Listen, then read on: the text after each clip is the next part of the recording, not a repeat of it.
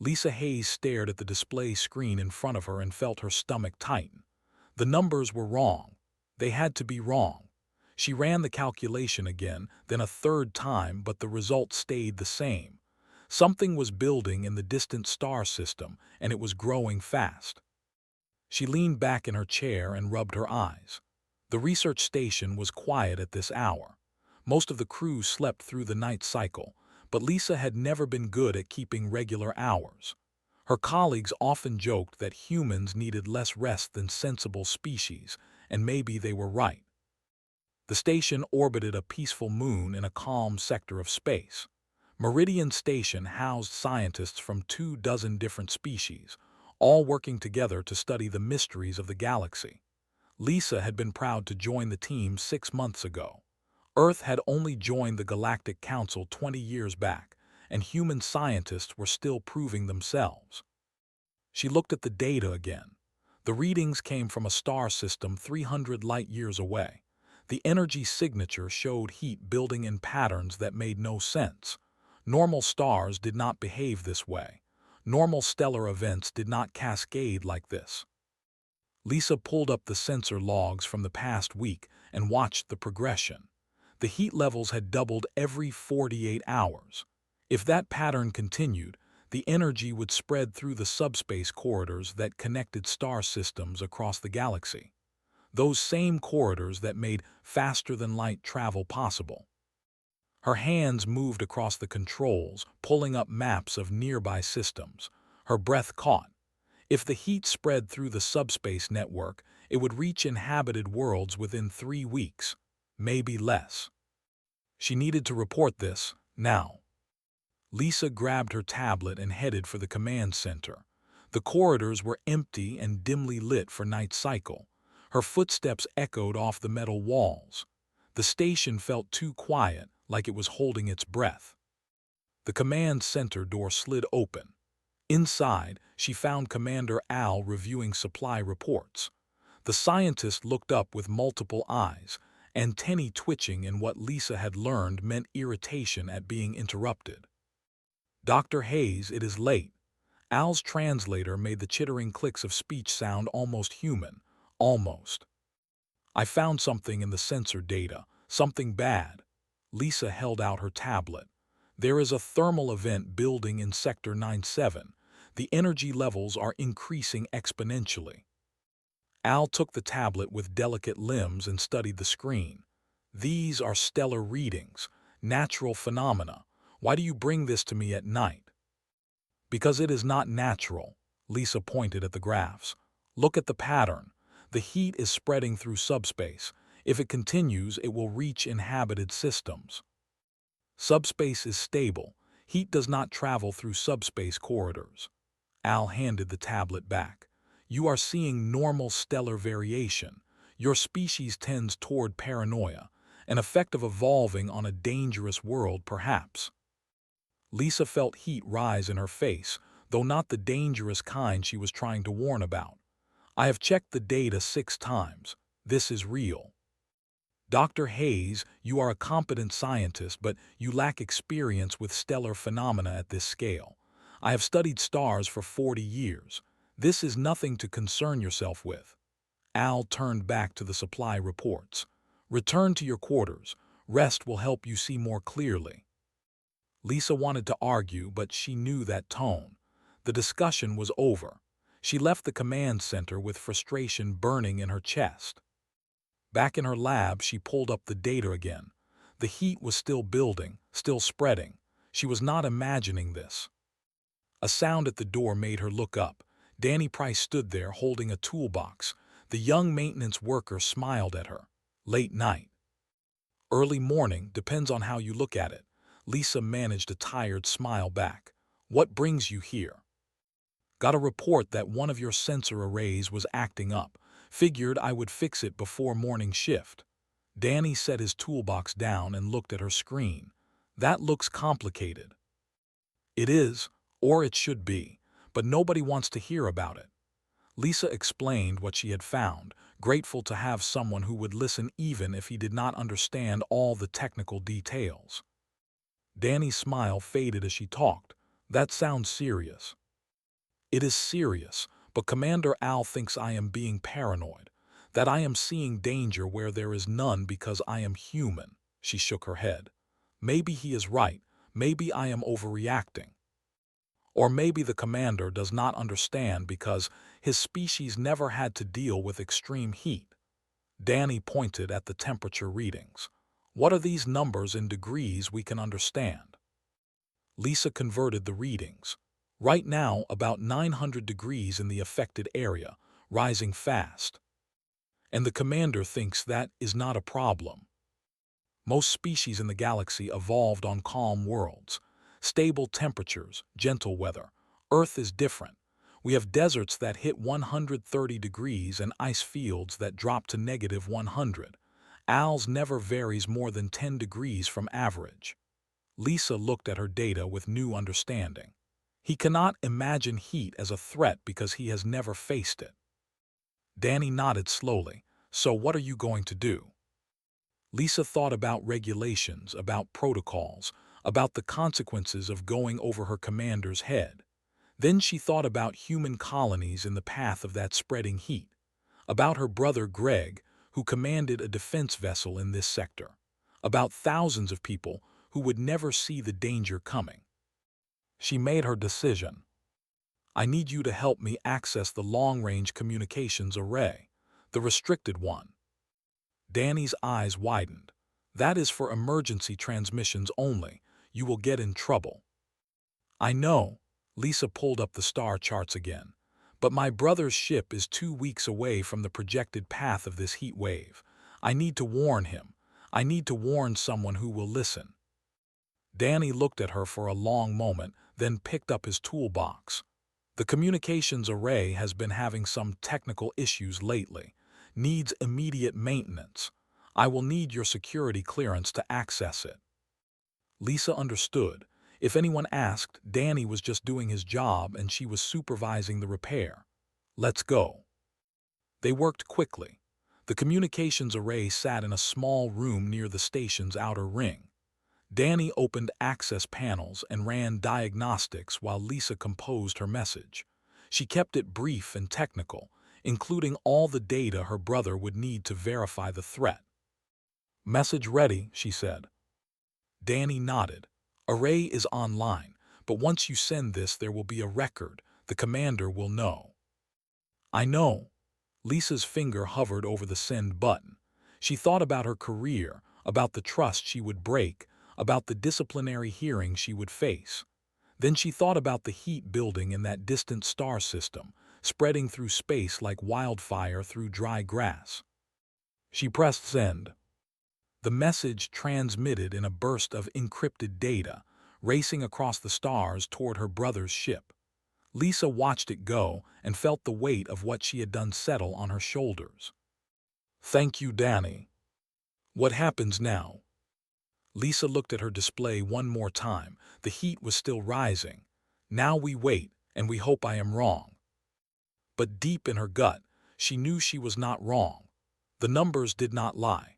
Something terrible was coming, and her warning might be the only thing standing between humanity and disaster. She just hoped it would be enough. 3 days passed like a slow-motion disaster. Lisa watched the heat readings climb while she waited for the consequences of her unauthorized transmission. They came in the form of 2 security officers at her door just after breakfast. "Dr. Hayes, you are required to attend a disciplinary hearing immediately." She had expected this. She had prepared for it. That did not make the walk to the administrative level any easier. The hearing room was cold and formal. Commander Al sat at the center of a long table, flanked by 2 other senior officers and a Galactic Council representative. Ambassador was a Delphini, his blue-scaled skin glistening under the lights, gills fluttering with what Lisa had learned was disapproval. "Dr. Hayes, you are charged with unauthorized use of restricted communications, violation of chain of command, and spreading unverified warnings that have caused concern among human colonies." His voice was smooth and cold. "What do you have to say?" Lisa stood straight. "I reported a legitimate threat. When my concerns were dismissed, I warned those who would be affected. That is not a crime. You bypassed proper channels. You caused panic. Al's antennae quivered. 4 human colonies have begun evacuation procedures based on your warning. This disrupts commerce and causes unnecessary fear. The fear is necessary. The threat is real. Lisa pulled up her tablet and displayed the latest readings. The heat has doubled again. It is now spreading faster than my initial calculations predicted. Barely glanced at the data. You are not qualified to make such assessments. You have been with this station for only 6 months. You lack the experience to evaluate stellar phenomena. I have 3 degrees in thermal physics. I have spent my entire career studying heat transfer and energy propagation. This is exactly what I am qualified to assess. Lisa's voice stayed calm, but anger simmered beneath. The problem is not my qualifications. The problem is that none of you can understand what these numbers mean. Explain yourself. Al leaned forward. Your species evolved on worlds with stable climates. You have never experienced extreme heat. To you, a temperature increase of 50 degrees seems minor because you have never felt what that means. Lisa set her tablet on the table. But I am from Earth. I know what heat can do. I know how it kills. And I am telling you that this thermal wave will be lethal to most species in the galaxy. Absurd. Gills fluttered faster. We have environmental controls. We have technology. A mere temperature increase is not a crisis. It is not mere, and it is not just temperature.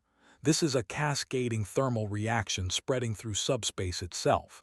When it reaches your station, your environmental controls will fail. Your ships will fail. Your people will die. Lisa looked each of them in the eye. Unless they listen to my warning and evacuate. The hearing continued for another hour. They questioned her methods, her data, her motivations. Finally, Al announced her punishment: suspension from active research duties, restricted access to all sensor systems, and a formal reprimand in her permanent record. Lisa accepted it without argument. What else could she do? She returned to her quarters to find a message waiting. Her brother had received her transmission. Captain Greg Hayes commanded the defense vessel Valiant, a mid-sized ship with a crew of 70. His message was brief and military crisp. Received your data. Investigating immediately. Stay safe. Relief flooded through her. At least someone was taking this seriously. Over the next 2 days, Lisa watched from the sidelines as her predictions came true. The heat wave crossed into the outer regions of inhabited space. The first reports came from a mining outpost on the edge of the sector. Temperatures rising, equipment failing, then silence.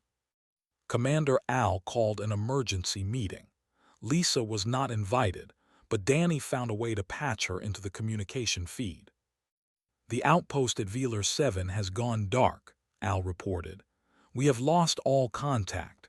Rescue ships are unable to approach due to elevated temperatures. How elevated? Asked one of the other scientists. Readings show 400 degrees above normal at the outpost's last known position. Lisa did the math in her head. For most species, that was lethal, instantly lethal. Ambassador's voice came through the feed. This is unfortunate, but it appears Dr. Hayes was correct. The Galactic Council is authorizing evacuation of all stations in the thermal wave's projected path. When? Al asked. Ships are being dispatched now. Evacuation will begin within 48 hours. Lisa checked her charts. The wave would reach Meridian Station in 48 hours. They would be evacuating at the last possible moment. She tried to access the sensor network to get updated readings, but her credentials had been locked. Frustration burned through her. She had been right.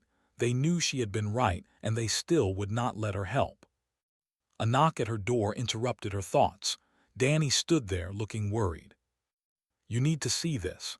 He handed her a portable scanner. I pulled the latest readings from the external sensors during my maintenance rounds.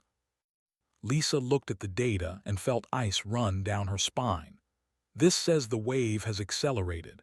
It will hit us in less than 24 hours. Is that bad? That is very bad. The evacuation ships will not be here in time. She grabbed her communicator and tried to contact the command center. She tried Ambassador. Her access to all official channels had been revoked as part of her punishment. What do we do? Danny asked.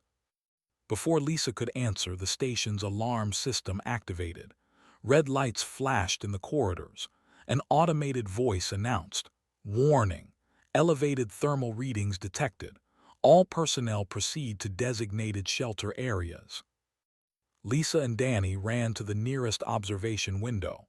Outside, through the transparent aluminum, space itself seemed to shimmer with heat distortion. "It is here," Lisa whispered. "The wave is here." They ran to the command center. This time the doors opened for them. Inside was chaos. Every alien crew member moved sluggishly, their skin flushed or pale depending on their species. The temperature in the room felt warm to Lisa but not unbearable. To everyone else, it was clearly a crisis. Al slumped in his chair, breathing heavily. "Hayes, you were right. We should have listened sooner." "How hot is it?" Lisa moved to the environmental controls. 32 degrees above normal. Our systems are failing." Al's voice was weak. Lisa checked the readout. 32 degrees above normal meant the station was now at about 95 degrees Fahrenheit. For humans, that was a warm summer day.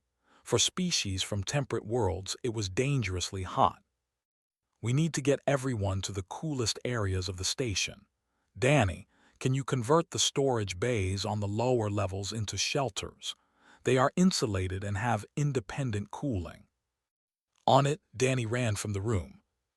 Lisa turned to the communications officer, a young Delphini who was clearly suffering.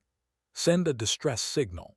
Tell any human ships in range that we need immediate evacuation. Tell them we can survive higher temperatures than other species, so they should prioritize the non-humans." "Human ships?" The officer looked confused through his obvious discomfort. "Yes, human ships. Our vessels are built differently because Earth is hotter than most inhabited worlds. We designed our technology to handle more extreme conditions." Lisa pulled up the station roster. "There are 12 humans on this station, counting me and Danny. We will be the last to evacuate. Everyone else goes first."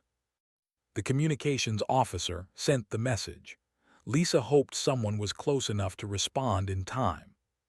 She looked at Commander Al, who was being helped to a cooling unit by 2 medical staff.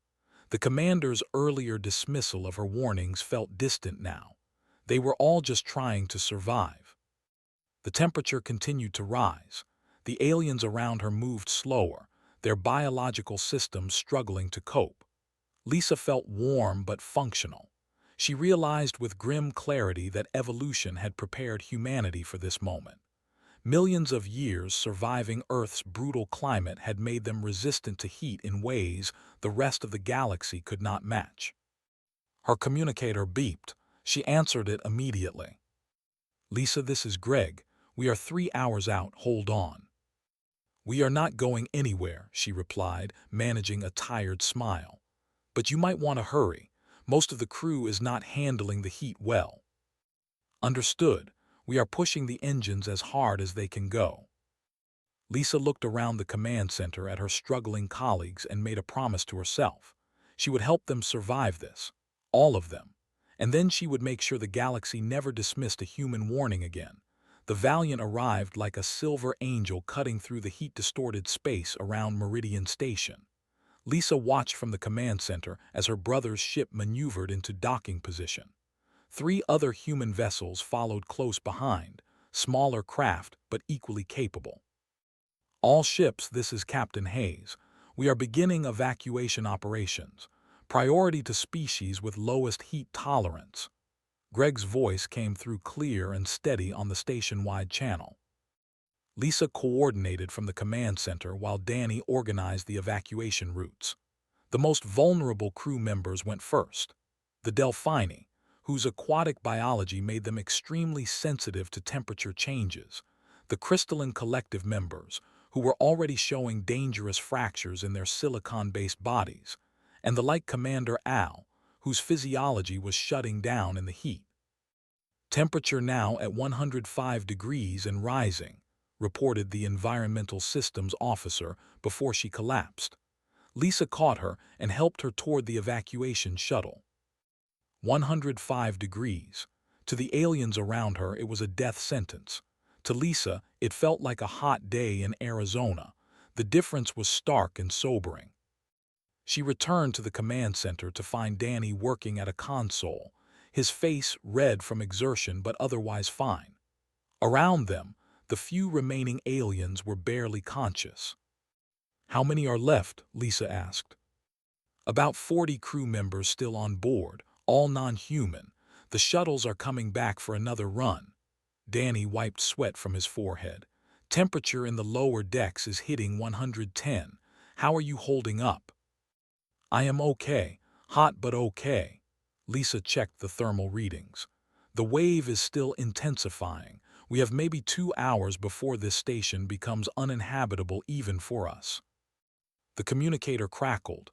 "Lisa, it is Greg. I need you on the bridge of the Valiant, now. I am not leaving until everyone else is off.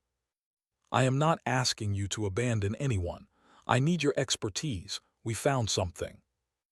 Lisa looked at Danny, who nodded. "Go. I will handle the rest of the evacuation." She took one of the last functioning lifts down to the docking bay and crossed into the Valiant. The temperature difference was immediate and dramatic. The ship felt cool, almost cold after the heat of the station. Greg met her at the airlock. Her brother looked older than she remembered, with new lines around his eyes and gray in his dark hair. He pulled her into a quick hug. "Good to see you in one piece." "Good to see you too. What did you find?" "This way." He led her to the bridge, where the ship's senior officers were gathered around a holographic display.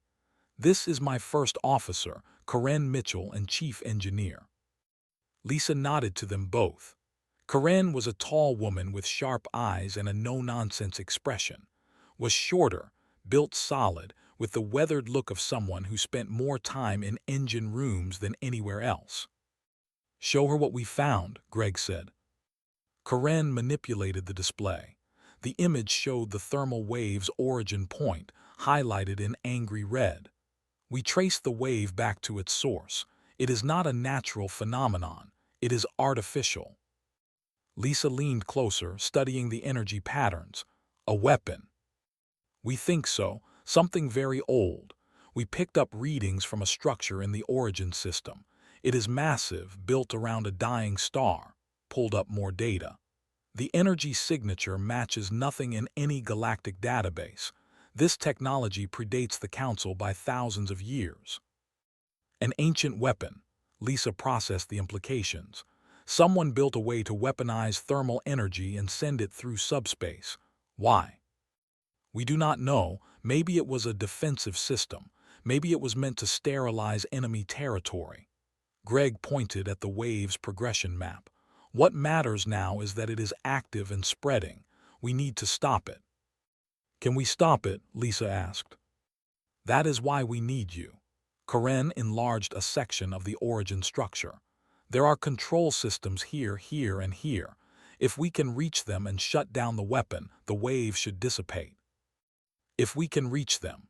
Lisa noted the temperature readings around the origin point.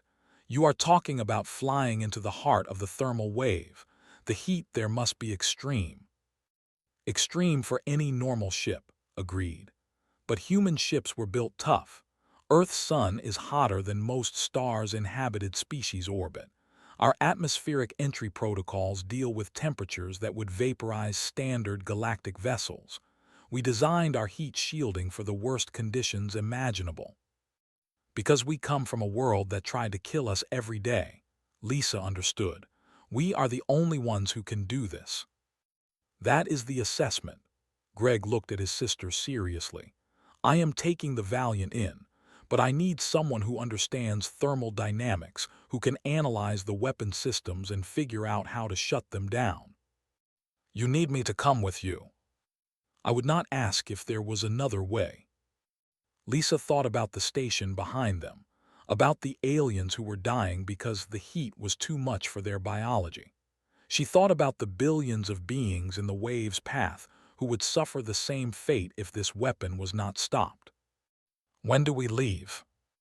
As soon as the last evacuation shuttle clears Meridian Station. They watched from the bridge as the final group of survivors left the station. Danny was with them, helping to carry crew members too weak to walk. Lisa felt a surge of gratitude for the young maintenance worker who had believed her when no one else would. All personnel clear, Karen reported. Station is empty except for automated systems.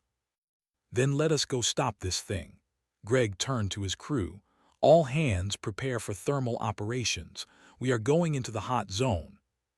The Valiant turned away from Meridian Station and accelerated toward the origin point of the thermal wave. Lisa watched the station recede on the.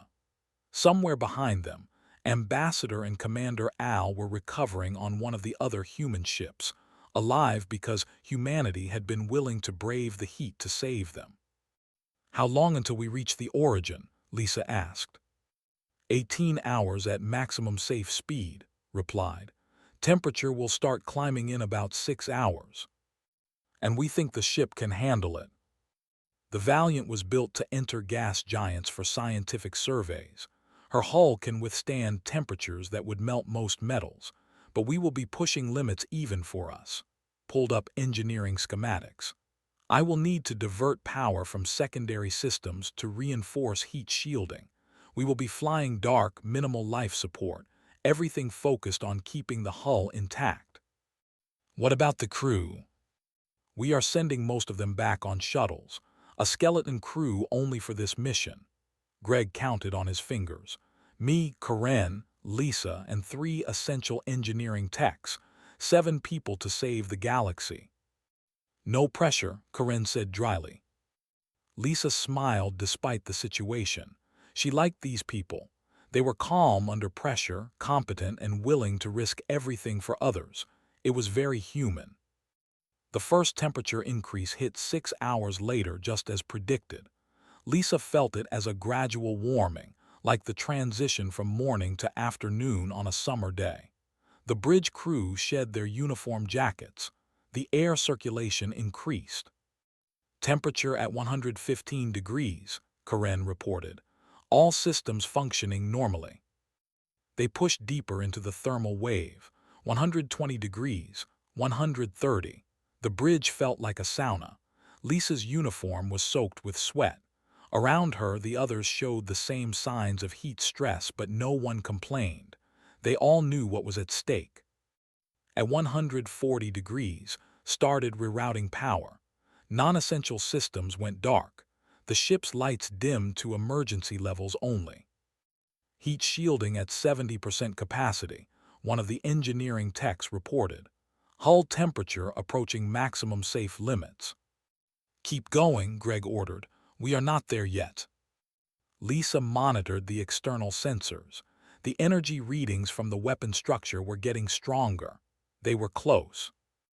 At 150 degrees, the ship began to protest. Warning alerts chimed across multiple stations. The hull groaned under the thermal stress. Lisa tasted copper in her mouth and realized her body was reaching its limits too. Around her, the crew moved slowly, conserving energy. There, Karen pointed at the, I see it.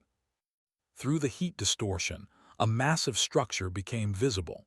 It orbited the dying star like a cage of dark metal and ancient technology. Energy pulsed from its core, feeding the thermal wave that was killing the galaxy. That is our target, Greg said quietly. That is what we came to stop. Lisa stared at the ancient weapon and knew that the hardest part was still ahead. Getting here had been difficult. Shutting down a weapon they did not understand, built by a species long dead, while flying through temperatures that pushed human endurance to the limit. That would be nearly impossible. But they had no choice. They had come too far to turn back now. The ancient weapon filled like a monument to death. Lisa studied its structure while sweat dripped from her chin and splattered on the console. The bridge temperature had reached 155 degrees. Every breath felt like inhaling fire. "I am reading 3 primary control nodes," she reported, her voice hoarse. "They form a triangular pattern around the central core. If we can shut down all 3, the weapon should deactivate." Greg looked at her. "This technology is thousands of years old. I am making educated guesses based on energy flow patterns." Lisa wiped sweat from her eyes. "But the thermal signature suggests those nodes are regulating the subspace cascade. Cut the regulation, the cascade should collapse." "Good enough for me." Greg turned to Karen. "Can we get close enough to dock?" Karen shook her head. "Not with the Valiant. The structure is putting out too much heat. Even our shielding will fail if we get much closer." She pulled up a tactical display. "But we could launch a shuttle. Smaller profile, easier to maneuver, and we can strip it down to maximum heat resistance." "How close can a shuttle get?" asked. "Close enough. Maybe." Karen ran calculations. "The problem is the return trip. A shuttle that gets close enough to access the control nodes might not have enough shielding left to make it back." The bridge went quiet. Everyone understood what that meant. This would be a one-way mission for whoever went. "I will go," Lisa said immediately. "I understand the thermal dynamics. I am the best chance of shutting this thing down." "You are not going alone." Greg's tone left no room for argument. "This is my ship, my mission. I am coming with you." "Captain, the Valiant needs you," Karen protested. "Let me take the shuttle."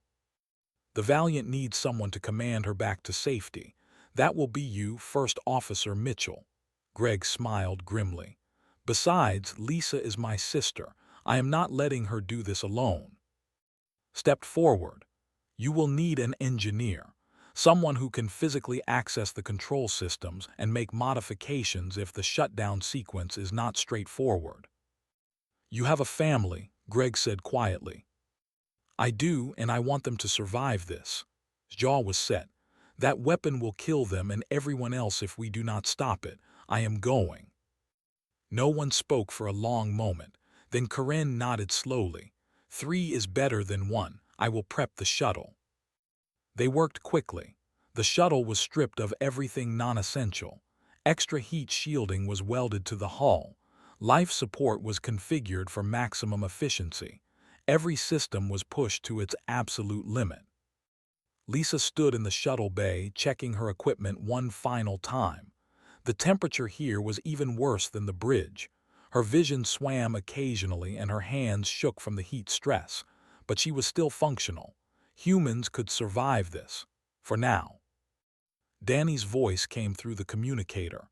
"Dr. Hayes, I heard what you are doing. I wanted to say thank you for warning everyone, for trying to save us." "Thank you for believing me when no one else did." Lisa smiled despite everything. "Take care of yourself, Danny. You too, come back safe." Lisa wished she could promise that, but she had never been good at lying. Greg joined her in the shuttle. They sealed the hatch and Karen's voice came through from the Valiant's bridge. "Good luck. We will be here waiting. Keep the ship ready. If we succeed, the heat should start dropping immediately. Get everyone to safety." Greg paused. "And Karen, if we do not make it back within 2 hours, leave. That is an order." "Understood, Captain. 2 hours." The shuttle launched from the Valiant's bay and immediately entered Hell. The temperature gauge climbed rapidly. 160 degrees, 170, 180. Lisa felt her body rebelling. Her skin was red and raw. Her throat burned with every breath. Beside her, Greg looked equally strained, but they kept working, kept pushing forward. "Heat shielding at 50%, reported. Hull integrity holding." The shuttle crossed the distance to the weapon structure. Up close, it was even more massive.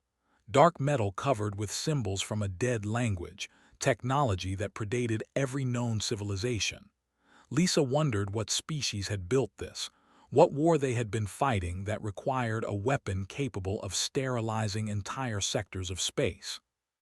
There, she pointed at an opening in the structure. That should lead to the first control node. Greg maneuvered the shuttle through the opening. They entered a vast chamber filled with pulsing energy conduits. The temperature spiked immediately. 200 degrees, said, shielding at 30%. They landed the shuttle near a massive control panel. The heat was beyond anything Lisa had ever experienced. Moving felt like wading through thick water. Her muscles screamed in protest. They put on heat suits, though Lisa knew these would only buy them minutes at these temperatures. Then they opened the hatch and stepped out into the ancient chamber. The heat was physical, a crushing weight on her entire body. Lisa's first step nearly sent her to her knees. Only Greg's hand on her arm kept her upright.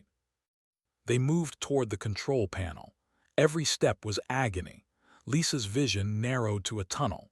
All she could see was the panel ahead, covered in alien symbols that glowed with internal light. Reached it first and began running diagnostics. His hands moved across the controls, surprisingly steady despite the heat. This is incredible. The power systems are still fully functional after thousands of years. Can you shut it down? Greg asked, his words slurred from heat exhaustion. Working on it. His fingers flew across the alien interface. The language is unknown, but the logic is similar to binary computer systems. I think I can reverse engineer the shutdown sequence. Lisa studied the energy flows, trying to understand the weapon's operation. The heat made it hard to think, but patterns emerged through the haze. The 3 nodes are linked. We need to shut them down simultaneously or the system will compensate. That means we need to split up, Greg said. 1 person per node. They all knew that was impossible. They barely had enough strength to reach this first node together. Splitting up meant dying alone, scattered across the structure. No, Lisa shook her head. We shut down this node, we move to the next, then the last. We stay together. That will take too long, argued. The shuttle will not last. Then we move fast. Lisa pointed at the control panel. Can you set a delayed shutdown, something that gives us time to reach the other nodes? Studied the display. His face was the color of a ripe tomato, sweat pouring off him. Maybe, if I can find the right command sequence. He worked while Lisa and Greg kept watch on the energy readings. The heat continued to climb. 205 degrees, 210. Lisa felt consciousness slipping away and fought to hold on. Got it. Input a final command. 30-minute delay before this node shuts down, but I had to include a. If the other 2 nodes are not shut down within that time, this one will reactivate. Then we have 30 minutes. Greg helped to his feet. Let us move. They stumbled back to the shuttle. The heat shielding was failing visibly now, metal glowing cherry red in spots. They lifted off and flew toward the second control node. Shielding at 15%, reported. We are not going to make 3 trips. We will make as many as we need to. Greg kept his hands steady on the controls despite the tremors running through his body. The second node was similar to the first. They landed, suited up, and walked out into heat that should have killed them instantly. Lisa's skin felt like it was cooking. Her lungs burned. She could not feel her feet. But she kept walking. They reached the second control panel. Set another delayed shutdown. 20 minutes this time. They had 20 minutes to reach the third node or everything would reset. Back to the shuttle. Lisa barely remembered the flight. She was moving on pure determination now, her body long past the point of rational operation. The third node appeared ahead. The shuttle was dying, smoke filling the cabin as systems failed one by one. They landed hard, the hull groaning in protest. Shielding at 5%, whispered. This is the last trip. They opened the hatch. The heat was apocalyptic. Lisa took 1 step and collapsed. Greg caught her, lifted her, carried her toward the control panel. She tried to tell him to save his strength, but no words came out. Reached the panel and began inputting commands. His hands moved slowly now, fumbling. Each keystroke seemed to take forever. Greg set Lisa down next to the panel. She looked up at the alien symbols and tried to focus. This was the end. Either succeeded or they all died here. Almost there, muttered. His fingers slipped on the controls. He tried again. Lisa felt consciousness fading. The heat was too much. Her body was shutting down. She thought about her warning, about how it had come too late to prevent thousands of deaths, but maybe not too late to save billions more. Done. His voice was barely audible. All 3 nodes shutting down in 3, 2, 1. The chamber went dark. The pulsing energy stopped, and then, impossibly, the heat began to drop. Lisa felt it like a cool breeze across her burning skin. 210 degrees, 205, 200. The weapon was shutting down. The thermal wave was collapsing. They had done it. But as relief flooded through her, Lisa realized something terrible. She could not move. Her body had gone beyond exhaustion into complete shutdown. Beside her, Greg and were equally motionless. They had saved the galaxy, but the heat had taken its price. Lisa's eyes closed and darkness claimed her. Lisa woke to the sound of steady beeping and the smell of antiseptic. Her entire body felt like one massive burn, but she was alive. She tried to move and gasped at the pain that shot through her. Easy, do not try to move yet. Karen's face appeared above her. The first officer looked tired but relieved. You have been unconscious for 3 days. Your body shut down from extreme heat exposure. Greg, Lisa's voice came out as a rasp. Alive, barely. Karen helped her sip water. Is in the next bed. He woke up yesterday. Greg is still unconscious, but the doctors say he will recover. Lisa let her head fall back on the pillow. They had made it. Somehow, impossibly, they had survived. The weapon, she asked. Shut down completely. The thermal wave collapsed within hours of you deactivating the 3 control nodes. Temperatures across affected systems are returning to normal. Karen smiled. You did it. You saved billions of lives. Over the next few days, Lisa learned the full scope of what had happened. The heat wave had killed thousands before they stopped it, but without their intervention, the death toll would have been in the billions. Entire sectors of space would have been rendered uninhabitable. Was the first to visit her. He walked stiffly, bandages visible beneath his uniform. His face and hands bore the permanent scars of severe burns. They tell me you figured out the simultaneous shutdown requirement, he said, easing himself into a chair beside her bed. Without that, I would have been trying different approaches until the shuttle melted around us. You were the one who cracked the alien computer system. I just read the energy patterns. Lisa looked at her own hands, wrapped in healing bandages. We all did our part. The doctors say we are lucky to be alive. Humans are not supposed to survive 200-degree heat, laughed weakly. But then again, humans are not supposed to do a lot of things we do anyway. Greg woke on the 5th day.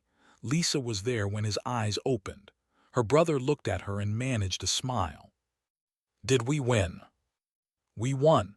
Lisa took his hand carefully, mindful of both their injuries. The weapon is off. The galaxy is safe. Good. Greg closed his eyes again. That is good. The medical staff explained the extent of their injuries. All 3 of them had suffered severe heat stroke, degree burns across significant portions of their bodies, and multiple organ stress injuries. They would carry scars for the rest of their lives, but they would live. 2 weeks after the mission, Lisa was finally able to walk on her own. She made her way to the observation deck of the medical station where they were recovering. Through the viewport, she could see dozens of ships coming and going, rescue operations still ongoing, helping systems recover from the thermal wave's impact. She found Commander Al there, also watching the ships. The scientist turned multiple eyes toward her. Dr. Hayes, I am pleased to see you recovering." "Thank you, Commander." Lisa stood beside him. "How are you feeling?" "Better. The heat damage to my physiology was extensive, but your people's doctors have been remarkably skilled." Al's antennae drooped, a sign of shame in his species. "I owe you an apology. I dismissed your warnings. I could not comprehend the threat because I had never experienced such heat. My failure to listen cost lives." "We all missed it at first. The galaxy was not ready for this kind of weapon." Lisa watched a human ship dock in the distance. "We learn and we do better next time." "There is wisdom in that." Al was quiet for a moment. "Your species is remarkable. You walked into temperatures that killed my people instantly. You survived conditions that should have been impossible. Earth taught us to survive. We just used what our world gave us." Ambassador arrived at the medical station a week later, accompanied by a delegation from the Galactic Council. Lisa, Greg, and were called to a formal ceremony. Lisa's skin still hurt where the healing tissue was forming, but she put on her dress uniform and stood with her brother and the engineer who had become a friend. The council chamber was filled with representatives from hundreds of species. Lisa recognized many of them from her time on Meridian Station. They all stood as the three humans entered. Ambassador spoke first. "Dr. Lisa Hayes, Captain Greg Hayes, engineer, you stand before the Galactic Council to receive its highest honor, the Star of Unity, given only to those who have preserved peace and life across the galaxy." They presented each of them with a crystal star suspended in a force field, a symbol recognized across civilized space, but was not finished. "More than this, we acknowledge a failure on the part of this council. We dismissed Dr. Hayes's warnings because we could not understand them. We judged the threat through our own experience and found it lacking. We forgot that the galaxy contains many perspectives, many forms of life, each with their own understanding of danger." The ambassador looked directly at Lisa. "Your warning came too late to save everyone, but it came in time to save most, and that is because you refused to accept dismissal. You trusted your expertise and your instincts even when authority told you to be silent." "It was not just me," Lisa said. "Danny Price believed me when no one else would. My brother came when I called, volunteered to risk everything. Karen commanded the Valiant through impossible conditions. We all played our part." "Indeed you did, and the galaxy owes all of you a debt that can never be repaid," gestured to the assembled representatives. "The Council has established new protocols. When a species raises a warning about environmental hazards, we will not dismiss it simply because we do not understand. We will listen to those who have experience we lack. We will remember that what seems harmless to one species may be lethal to another." After the ceremony, Lisa found herself surrounded by well-wishers and scientists eager to discuss the ancient weapon. But she slipped away from the crowd and returned to the observation deck. Danny found her there. The young maintenance worker had volunteered to serve on the medical station, helping with repairs and supporting the recovery efforts. "How are you holding up?" he asked. "Tired, sore, but alive." Lisa smiled at him. "Thank you for believing me, Danny, for helping me send that warning. If you had not, my brother would never have come in time." "You were right. That was enough reason to help." Danny looked out at the stars. "I heard they are rebuilding Meridian Station, making it better than before. They want you to come back as head of the Thermal Research Department." "I heard that too." Lisa had been thinking about the offer. "I think I will accept. There is work to do. We need to understand that weapon better, make sure nothing like it is still out there waiting to be triggered. And you want to make sure the galaxy listens next time someone raises a warning." "That too." Over the following months, Lisa returned to Meridian Station.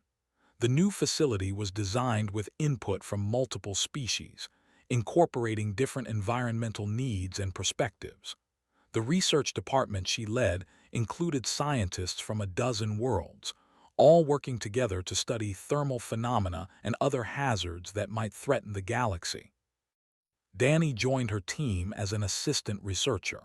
His practical experience and willingness to question assumptions made him invaluable. Recovered enough to return to duty, though he transferred to a research vessel studying ancient technologies, making sure no other forgotten weapons were waiting to activate. Greg continued to command the Valiant, but the Council added a new mission to his orders: first response for environmental crises. Human ships, with their robust construction and heat resistance, became the standard for rescue operations in extreme conditions. Lisa stood in her new lab one evening, reviewing data from the weapon structure they had shut down. The scars on her hands caught her eye. She remembered the moment the heat had surged across her skin, the moment she had thought she would die. Her warning had come too late to prevent the initial deaths. That would haunt her, but it had come in time to save billions. And more importantly, it had taught the galaxy a crucial lesson about listening to different voices, trusting different experiences. She thought about Earth, that harsh blue world that had forged humanity in fire and ice, in deserts and storms. Every challenge humans faced there had prepared them for this moment. Every adaptation their ancestors made to survive had given the galaxy a chance when it needed it most. A message came through on her console. It was from Ambassador. The Council was establishing a new institute dedicated to cross-species threat assessment, and they wanted Lisa to serve as advisor. She would help train scientists from across the galaxy to recognize dangers outside their own experience. She accepted immediately. As she worked late into the night, Danny brought her coffee. He looked at the data on her screens and shook his head in wonder. "You know, when I helped you send that unauthorized message, I thought we would both get fired." "We almost did," Lisa smiled at the memory. "But sometimes breaking the rules is the only way to do what is right." "Do you think it will be enough? The new protocols, the institute, all of it?" "I think it is a start. The galaxy is full of dangers we have not discovered yet, but now we know to listen to each other, to trust that someone else's experience might reveal threats we cannot see ourselves." She looked at her hands again. "We learned that lesson the hard way. Hopefully, we will not have to learn it again." Outside the viewport, the stars shone steady and bright. Somewhere out there, human ships patrolled the darkness, ready to face whatever came next.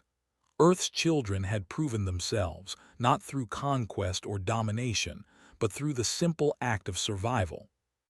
They had walked through fire to save the galaxy, and in doing so, they had shown everyone what it truly meant to be human. Lisa Hayes returned to her work, studying the data that would help protect billions of lives. Her warning had come too late for some, but for the rest of the galaxy, for the future, it had come exactly when it needed to. And that would have to be enough.